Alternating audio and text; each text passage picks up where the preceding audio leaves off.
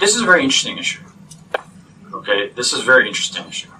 Non-Muslims, from the life in the community of the Prophet in Medina, from his opponents in Mecca, to John of Damascus, died 749 in his polemics against Islam, to Matthew of Paris in the 1100s, to Voltaire, to Gibbon, anybody who wants to insult the Prophet.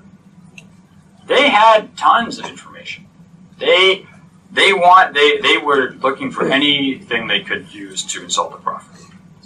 And his sex life was target numero uno. It's in the Quran, the issue of Zainab and Zayd.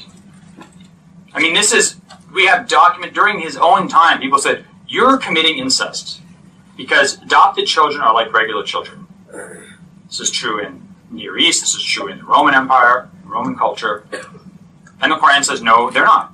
This was the biggest, if you look at the instances in which the Zayd-Zainab affair is mentioned by critics of the Prophet from his lifetime until 1900, you will run out of, check marks on the paper before you count the number of times this story is used by opponents of Islam.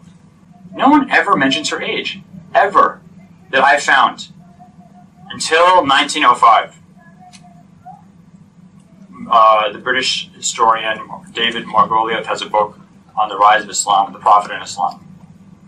And he mentions this, and he says it's an ill-advised union.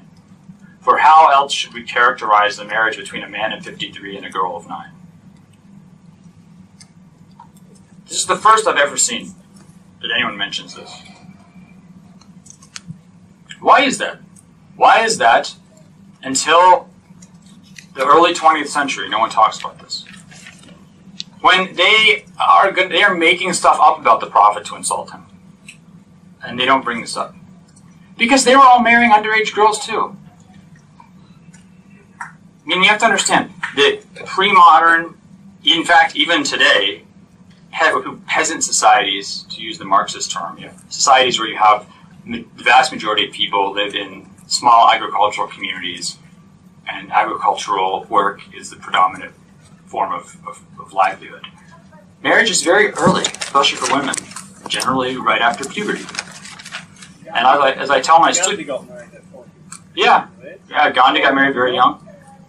Because you have to remember, and I've said this before in other lectures, and I think it's very important, our notions of what you're supposed to do in life are based on our lifestyle. If you don't have high school and college, or wherever, college and university and medical school, and you have to go get a job, if you're just living in the desert and you're tending goats all day, and you're a boy and you go through puberty, and being a boy, male who's gone through puberty, I can tell you, speak for the rest of the men out there, basically 99.9% of your brain at that point is occupied with sex.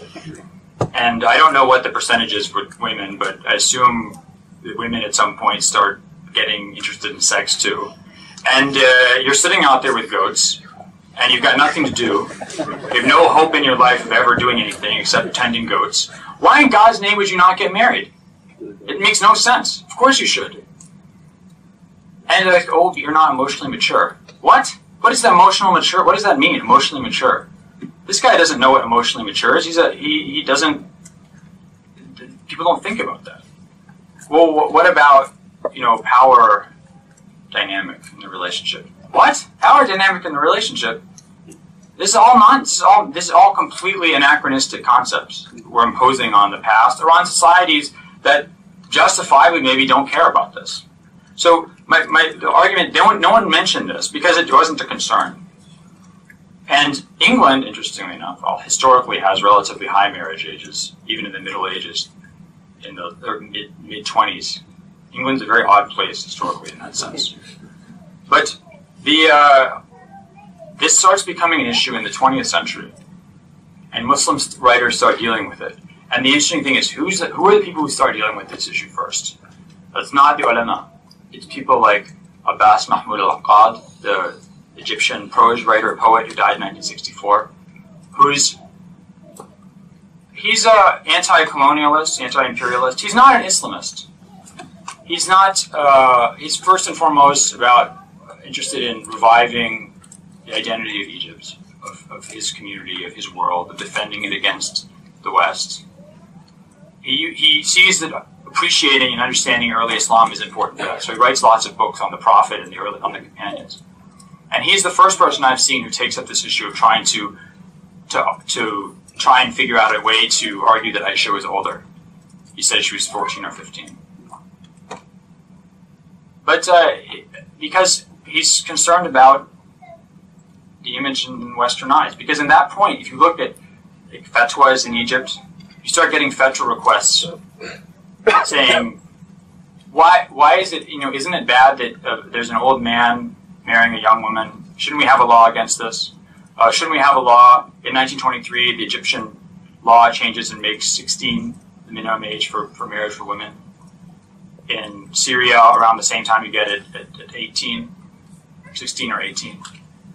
This becomes a big deal in debates over law in Muslim countries, importing Western legal codes. And a lot of ulama fight against these marriage age restrictions, and they only accept them as procedural restrictions. That they say a Sharia marriage is valid, with the agreement is valid at any age.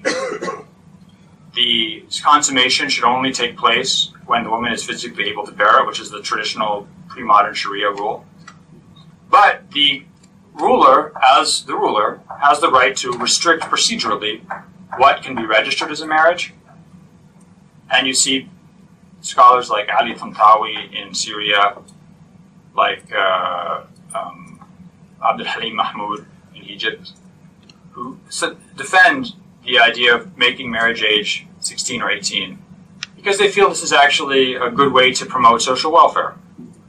But you can't say, from a Sharia perspective, you cannot say that what the Prophet did was wrong, because the Prophet can't commit sins.